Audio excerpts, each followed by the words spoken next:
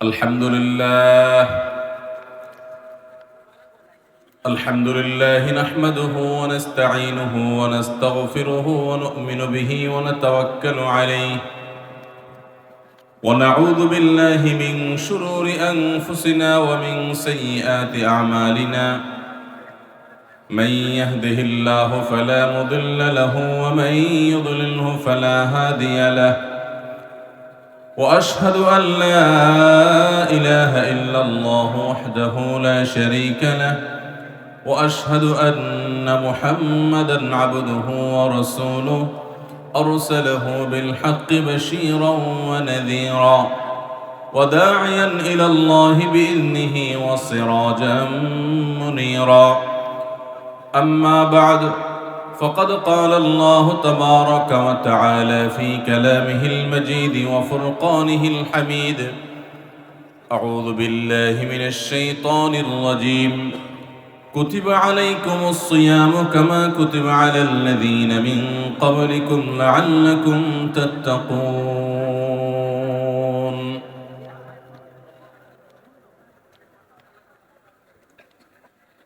ঐতিহ্যবাহী বগুড়া জেলার আদমদিঘির চাটখোয়ের বাইতুল হুদা জামে মসজিদ প্রাঙ্গণে আয়োজিত আজকের এই চতুর্থ তাফসীরুল কোরআন মাহফিল, যেটির উদ্যোগ নিয়েছে ইসলামী সাহিত্য কেন্দ্র ইসাক এবং যেটির মূল উদ্যোক্তা এবং নেতৃত্বে ছিলেন, ব্যবস্থাপনা ছিলেন খ্যাতিমান আলেমে দ্বীন শেখ আব্দুল হাই মোহাম্মদ সাইফুল্লাহ হাফিজাহুল্লাহ। আজকের মাহফিলের সম্মানিত সভাপতি শেখের আব্বা জান এবং নওগাঁর বিশিষ্ট আলেমে দ্বীন মুহাদ্দিস আনম নাম কি আকরাম হোসেন হাফিজাহুল্লাহ রাআহ, আরো যে সমস্ত ওলামা ইকরাম এবং মান্যগণ্য ব্যক্তিবর্গ উপস্থিত আছেন, অত্র এলাকা এবং দূর দূরান্ত থেকে আমার প্রাণ প্রিয় দিন এবং কোরআন প্রেমী আল্লাহর হাবিবের সুন্নাহ প্রেমী ভাইয়েরা এবং পর্দা আলের মা ও বোনেরা, আপনারা গতকাল থেকে আজ এ পর্যন্ত বিভিন্ন ওলামা ইকরামের গুরুত্বপূর্ণ দিক নির্দেশনামূলক বক্তব্য শুনে আসছেন।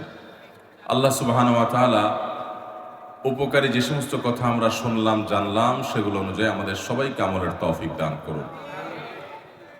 উপকারী কথাগুলো সব আমাদের সাথে নিয়ে যাওয়ার তৌফিক দান করুন। আমাদের জীবনটাকে পরিবর্তন করার তৌফিক দান করুন। সম্মানিত উপস্থিতি, আমাদের দোরগোড়ায় রমাদান মাস চলে আসছে। রমাদান হলো আত্মশুদ্ধির মাস, পরিবর্তনের মাস, 11 মাসের লস পোষায় নেওয়ার মাস, ইবাদতের মৌসুম। আল্লাহর নৈকট্য লাভের জন্য, জান্নাত অর্জনের জন্য আমাদের যে ইবাদত বন্দেগী করা দরকার ছিল, নানা কারণে সেক্ষেত্রে যে ঘাটতি, যে ত্রুটি বিচ্যুতি, যে অভাব আমাদের তৈরি হয়েছে গত 11 মাসে, আল্লাহ সুবহানাহু ওয়া তাআলা রমাদানের 1 মাস ব্যাপী ইবাদতের এই ভরা বসন্ত আর বিশাল বড় মৌসুম দিয়েছেন, যেন 11 মাসের সমস্ত ক্ষতি আমরা এই 1 মাসে পুষিয়ে নিতে পারি। আল্লাহ সুবহানাহু ওয়া তাআলা আমাদেরকে সেভাবে রমাদানকে কাটাবার তৌফিক দান করুন। সম্মানিত উপস্থিতি, রমাদান মাসের প্রধান আমল হলো রোজা বা সিয়াম। এই সওম, সিয়াম বা রোজা, এই ইবাদত আল্লাহ তাআলা দিয়েছেন আমরা যেন তাকওয়া অর্জন করতে পারি। যদি রমাদান মাস শেষে আমরা তাকওয়া অর্জন করতে পারি, আমাদের মধ্যে আল্লাহ ভীতি জাগ্রত হয়, আমরা যদি পাপাচার ছাড়তে পারি, বদ অভ্যাস ত্যাগ করতে পারি, নেক আমল দিয়ে নিজের জীবনকে সাজাতে পারি, তাহলে আমাদের রমাদান সার্থক। আর না হলে এই রমাদান অনেক মানুষের জন্য শুধু উপোস থাকা ছাড়া আর কোনো কাজে আসবে না। তো এই জন্য আজ আমরা আমাদের রমাদানের সাধারণত যে সমস্ত ভুল ত্রুটিগুলো হয়, যেগুলোর কারণে আমাদের রমাদান সার্থক হয় না, অর্থবহ হয় না, রমাদানটা তার উদ্দেশ্যকে সফল করতে পারে না, বা আমরা রমাদানের যে আসল উদ্দেশ্য সেটি অর্জন করতে পারি না, যেই ভুলগুলোর কারণে এরকম 20টি ভুলের কথা আমরা আপনাদের সঙ্গে আজকে শেয়ার করতে চাই। এগুলো যদি আমরা একটু মাথায় রেখে এবারে রমাদানটা, আসন্ন রমাদানটাকে কাটাবার চেষ্টা করি। ইনশাআল্লাহ আশা করা যায় এই রমাদান আমার জীবনে একটা ছাপ ফেলে যাবে, আমার জীবনে একটা দাগ রেখে যাবে, আমার জীবনে একটা স্মরণীয় রমাদান হবে, জান্নাতের পথে অগ্রসর হওয়াটা সহজ হবে, আমি একজন ভালো মানুষ হতে পারবো, মুত্তাকি হতে পারবো। আল্লাহ আমাদের সবাইকে সে তৌফিক দান করুন। যে সমস্ত ভুলের কারণে, যে সমস্ত ত্রুটি বিচ্ছুতির কারণে আমাদের রমাদানগুলো আমরা নষ্ট করে ফেলি, আমাদের আমলগুলো যথাযথভাবে করতে পারি না, রমাদানের আসল উদ্দেশ্য সাধন হয় না, তার মধ্যে থেকে সর্বপ্রথম যেটির উল্লেখ আমি করতে চাই সেটি হলো রমাদানকে কেন্দ্র করে সর্বপ্রথম ভুলটি হলো আমরা রমজান মাসের চাঁদ বেশিরভাগ মানুষ পশ্চিম আকাশে 29শে শাবানে তালাশ করার কথা, সেটা আমরা বেশিরভাগ লোক করি না। একটা সময় গ্রামে শহরে সব জায়গায় মানুষ চাঁদ তালাশ করত, যখন ফেসবুক ছিল না, যখন ইউটিউব ছিল না বা সোশ্যাল মিডিয়ার এত ব্যবহার শুরু হয়নি, তখন গ্রামে শহরে সর্বত্র মানুষ চেষ্টা করত পশ্চিম আকাশে একটু চাঁদ তালাশ করা। রমাদানের চাঁদ আমরা তালাশ করব শাবানের শেষ দিনে, 29শে শাবান। এই চাঁদ তালাশ করাটা একটা ইবাদত, একটা নেক আমল। আমরা হেলায় এই নেক আমলটা হারাই ফেলি। আমরা এখন চাঁদ তালাশ করি কিন্তু সেটা ফেসবুকে, আকাশে না। চাঁদ তালাশ হয় কোথায়? সবাই যখন ফেসবুকে তালাশ করে, তো চাঁদ দেখা কমিটি, হেলাল কমিটি, তারা যে ঘোষণা করবেন, তারা তো মানুষের দেয়া সংবাদের ভিত্তিতে ঘোষণা করবেন। এখন মানুষ যদি চাঁদ দেখা ছেড়ে দিয়ে সবাই ফেসবুক দিকে তাকায় থাকে, তাহলে তারা কার চাঁদ দেখার উপর ভিত্তি করে ঘোষণা দিবেন? এই জন্যই তো বেচারাদের দেখা যায় কোনো কোনো বছর 10টা, 11টা, 12টা বাজে চাঁদ দেখায়। কারণ আমরা তো চাঁদ দেখি না, আমরা নিউজ না দিলে তারা কোত্থেকে নিউজ দিবে? এই জন্য ভাইরা, রমাদান মাসের, রমাদানের জন্য চাঁদ দেখার চেষ্টা যদি আপনি করেন, আর যদি চাঁদ দেখতে নাও পারেন, চেষ্টাটা করছেন, পশ্চিম আকাশে চাঁদ খুঁজছেন, দেখেন নাই, তারপরেও আপনি একটা সুন্নাত আমল করার চেষ্টা করার কারণে আপনার নেক আমলে চাঁদ দেখার চেষ্টা করার কারণে সওয়াব পাবেন। আর যদি চাঁদ দেখতে পান তাহলে দোয়া পড়বেন, আল্লাহুম্মা আহিল্লাহু আলাইনা বিল ইয়ুমনি ওয়াল ঈমান ওয়াস সালামাতি ওয়াল ইসলাম। আল্লাহ, এই চাঁদকে আপনি আমার জন্য বরকতময় করে দিন, ঈমানময় করে দিন, শান্তিময় করে দিন, ইসলামময় করে দিন। এই পুরো চাঁদকে, পুরো মাসকে আমার জন্য, এই দোয়া পড়া সুন্নত। তাহলে রমাদান কেন্দ্রিক আমাদের প্রথম ভুল হলো আমরা রমাদানের চাঁদ সাধারণত দেখি না, কিন্তু এখন থেকে ইনশাআল্লাহ রমাদান মাসের চাঁদ আমরা পশ্চিম আকাশে তালাশ করব। ঠিক আছে তো ইনশাআল্লাহ? দ্বিতীয়ত যে ভুলটি হয় তা হলো রমাদানের প্রস্তুতি অংশ হিসাবে আমরা বেশিরভাগ মানুষই ভুল প্রস্তুতি নেই। সেটি হলো প্রচুর পরিমাণে খাবার দাবার কেনাকাটা করে সেগুলো সংগ্রহ করে বাসা বাড়িতে খাবার দাবারের স্টোভ দিয়ে ফেলা। এটা হলো আমাদের বেশিরভাগ মানুষের রমাদানের প্রস্তুতি। অন্য যে কোনো সময়ের চাইতে রমাদান মাসে অতিরিক্ত খাবার ইত্যাদি কেনাকাটা আমরা করি, এটা রমাদানের যথাযথ প্রস্তুতি না। এই বিষয়ে পারিবারিক মিটিং হওয়া উচিত, ফ্যামিলির সদস্যদেরকে নিয়ে বসা উচিত যে আমরা এই রমাদানটা কিভাবে কাটাবো। রমজান তো ইবাদতের মাস, তো ইবাদতের মাসে আমরা খাবার নিয়ে এত ব্যস্ত হয়ে গেছি কেন? যে আমাদের ছোলা, চিনি, বেগুন, বেসন, আমাদের যত রকমের আপনার রমজান কেন্দ্রিক আইটেম আছে সেগুলো কিনে আমরা ভরায় ফেলতেছি বাসা। রমাদান মাসে তো দিনের বেলা আল্লাহ তাআলা খাবারই বন্ধ করে দিয়েছেন, শুধু রাতের খাবার। তাহলে যেখানে দিনের বেলা খাবারের অপশনই নাই, সেখানে খাবার আমরা দ্বিগুণ ত্রিগুণ কিনছি কেন? এটা রমজানের যথাযথ প্রস্তুতি না। রমজানের যথাযথ প্রস্তুতির অংশ হিসেবে আমরা আগে থেকে বরং খাবার কিভাবে কন্ট্রোল করা যায়, কিভাবে কমানো যায়, কিভাবে স্বাস্থ্য ভালো থাকে, কিভাবে পেটে আপনার বুটপাট ফুটপাট এগুলো কমানো যায়, সেরকম খাবার খাওয়ার জন্য পরিকল্পনা করা দরকার। যে অতিরিক্ত ভাজা পোড়া খেয়ে আমরা অসুস্থ হব না, পারিবারিক সিদ্ধান্ত নেওয়া দরকার যে আমরা এগুলো কমিয়ে আনবো, তাহলে ইবাদত বেশি করতে পারবো, ভালো করে করতে পারবো, দোয়া বেশি করে করতে পারবো। এই জন্য রমাদানের আমাদের দ্বিতীয় ভুল হলো রমাদানের ভুল প্রস্তুতি। অতিরিক্ত খাদ্য মজুত করে, কেনাকাটা করে, ভোজ্যপণ্য স্তূপ করে আমরা রমজানের প্রস্তুতি নেই।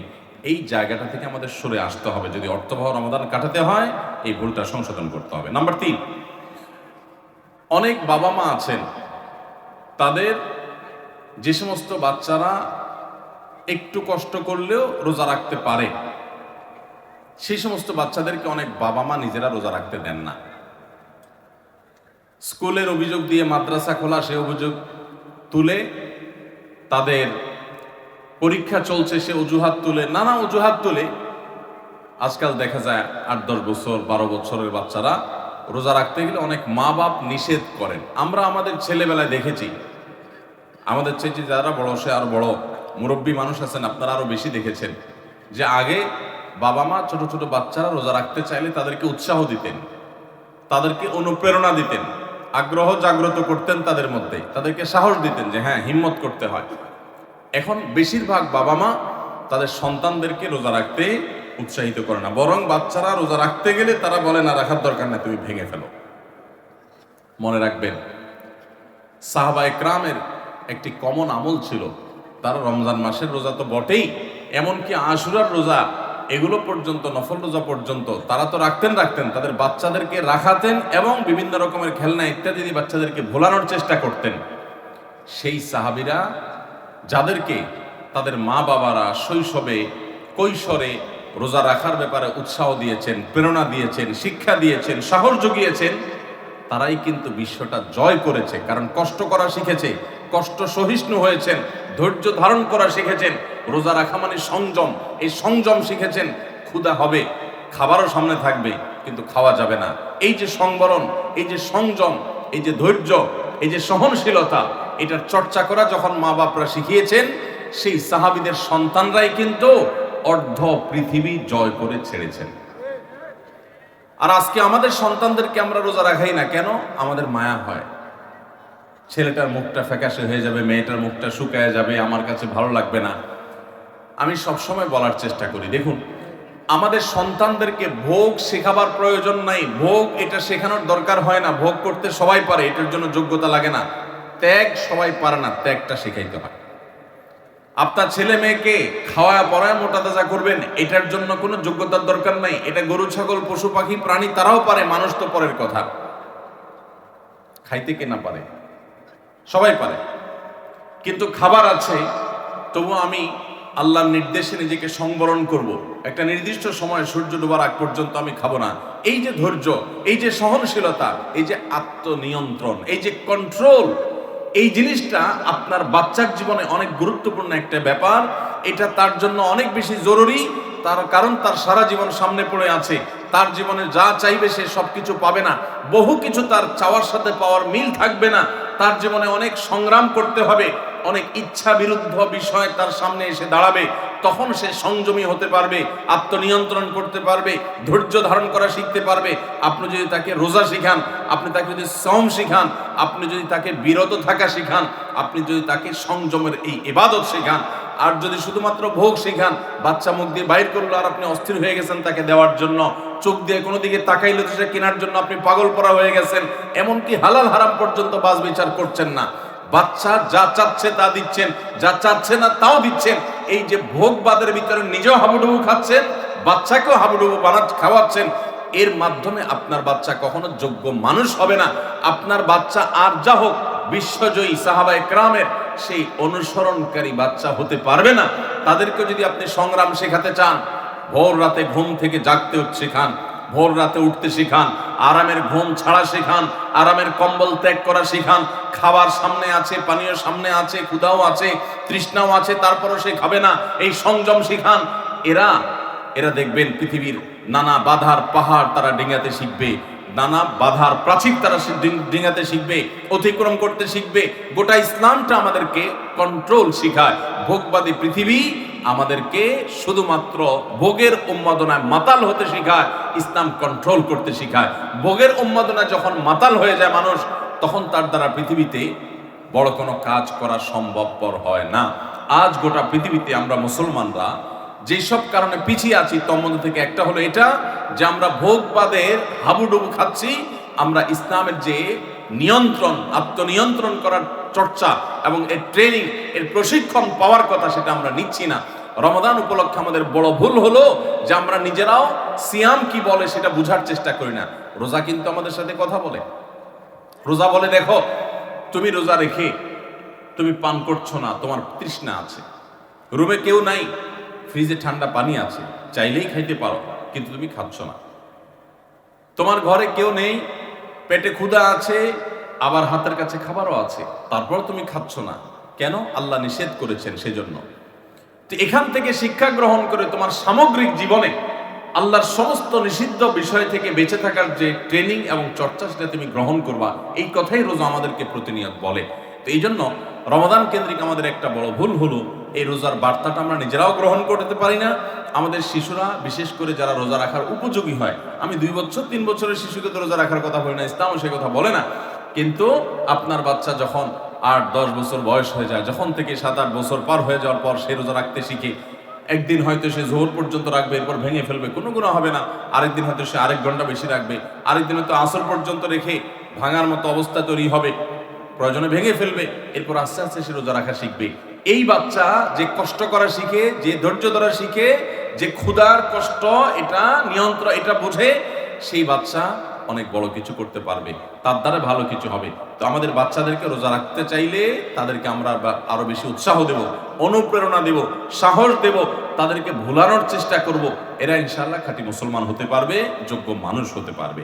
তাহলে রমজান কেন্দ্রিক আমাদের এই ভুলটা একটা বড় ভুল, যে আমরা আমাদের সন্তানদেরকে দেখা যায় রোজা রাখার ব্যাপারে উৎসাহ দেই না, বরং অনেকে নিরুৎসাহ দেই। মনে রাখবেন, কোনো বাবা, কোনো অভিভাবক যেন বাচ্চাদেরকে নিরুৎসাহিত আমরা না করি। 4 নম্বর রমাদান কেন্দ্রিক আমাদের ভুল হলো, আমরা অনেকে মনে করি ভোর রাতে আমরা যখন সাহারি খাইতে উঠি, সাহারি খাওয়ার পর আমাদের মুখে রোজার নিয়ত করা লাগে। এটা আমরা অনেকে এখনো মনে করি, নাওয়াইতু আন আসুমা গাদান, এরপরে কি মিন শাহরি রমাদান। দেখছেন সবার কড়কড়া মুখস্থ, মাশাআল্লাহ।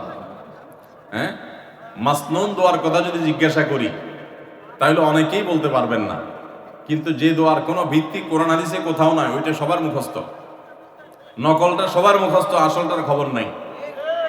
রমজান মাসে বা রমজানের বাইরে কোনো সময় রোজার নিয়ত মুখে উচ্চারণ করা, এই যে নাওয়াইতু আন আসুমা গাদান মিন শাহরি রমাদান, আরো কি কি আছে, এরকম কোন দোয়া পড়ার কথা কোরআন কিংবা হাদিসে কোনো নির্দেশ আমাদেরকে দেওয়া হয় নাই। আপনি সাহারি খাইতে উঠছেন কি জন্য? রোজা রাখার জন্য। রমজান রোজা রাখার উদ্দেশ্যে সাহারি খাইতে উঠছেন, বাস এটাই নিয়ত। নিয়ত মানে মনের উদ্দেশ্য, নিয়ত মানে কি? মনের উদ্দেশ্য। অতএব সে উদ্দেশ্য আছে, তাতে নিয়ত হয়ে গেছে।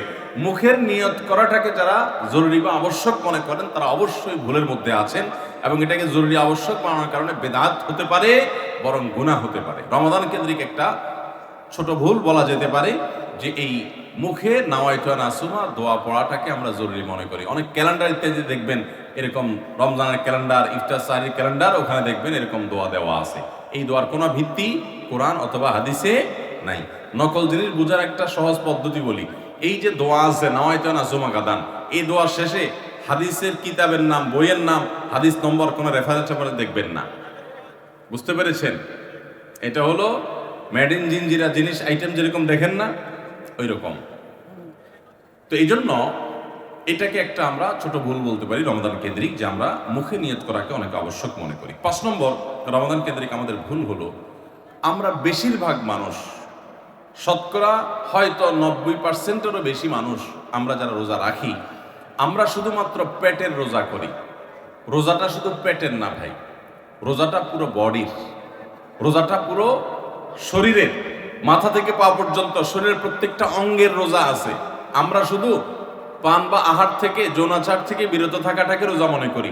আপনি চোখ দিয়া মোবাইলে হারাম জিনিস দেখলেন, যেই মেয়েকে দেখা আপনার জন্য অ্যালাউড না, আপনি তার ছবি দেখলেন, ভিডিও দেখলেন, সেটা নাটকের নামে, সিনেমার নামে, কোনো ভিডিওতে, কোনো শর্ট ভিডিওতে, টিকটকে, কোনো জায়গা আপনি দেখলেন, আপনি অনলাইনে অফলাইনে দেখলেন, তাহলে আপনার চোখের রোজা নষ্ট হলো।